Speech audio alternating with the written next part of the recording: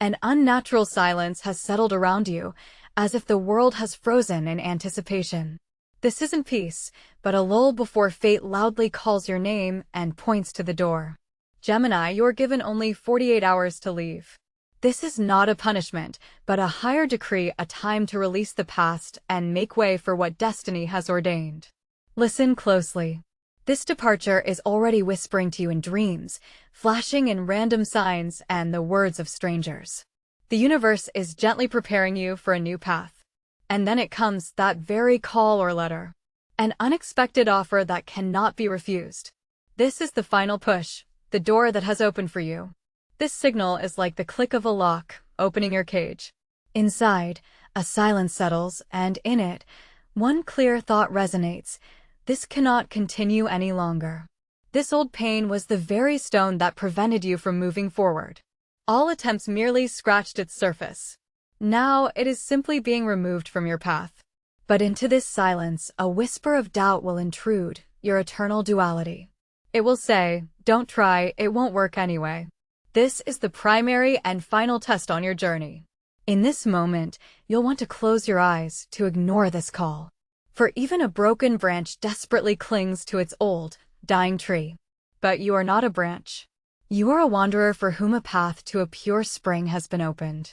And a wanderer cannot refuse the road, for that is their very essence.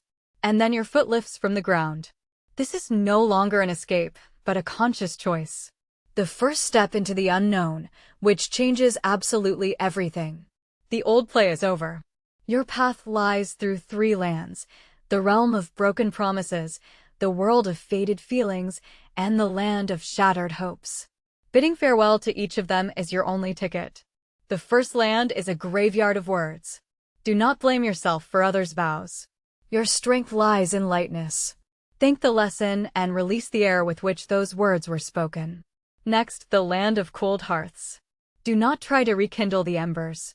Simply draw a line, not a wall, but a threshold over which you depart with respect for the warmth you once shared.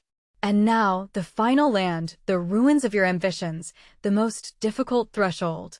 Do not try to salvage the wreckage. You learn to build upon them, not to live among them. And then a guide will appear on your path.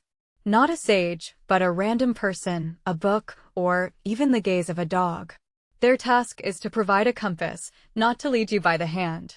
They will not give you a map, but a single word, simple as a river stone. It will help you distinguish the right path from the wrong in the fog of the future when you are left alone. Suddenly, the road will become smooth, and the sky clear. You will think you have arrived. But this is only a rest stop at the foot of the true mountain. Rest, but do not unpack your backpack. It is in this lull that the thunder of the black moon will strike. A sudden message or event will burn all bridges. There is no turning back, only upward, toward the summit. On this ascent, the air will become thin. You will have to choose, to breathe or to carry the burden of old grievances. The summit does not welcome those who drag the dead behind them. And here, your inner twin, the one who whispered, "It won't work," will scream. It will argue that without this dead weight, you are simply nobody. And for a moment, you will believe it. The compass in your soul will break. All roads will merge into a single point, the point of your complete and profound solitude. It is here, at the very bottom, that the soul looks at itself without adornment. Only you and this cold, honest gaze into the void, which is now your only mirror. And in this void, like from the bottom of a river, that very word stone will surface. It does not provide an answer, but it gives birth to the first step of your new, calm, and wise plan. You are no longer a victim of your path, but its master. Every fragment of the past becomes a part of your armor. Your soul is tempered and ready for the final ascent. But right at the summit, a mirage will block your path, your past life as it could have been. The sweetest poison for a wanderer weary from a long journey. Your greatest fear stares at you from this mirage, offering a return. To refuse means to kill the slave within you and, finally, to be truly born free. And this refusal shatters the dam within. A torrent of pure strength sweeps away the old world, leaving in its wake only the resonant echo of your new, true name. Now you no longer seek your place in the world. You become the center around which the universe builds a new, tranquil, and uniquely yours reality. And old acquaintances will not recognize you. Not in your appearance, but in your stride. There is no longer haste in it, only the calm confidence of a master who has returned to their own home. I stand on my own ground. I breathe my own freedom.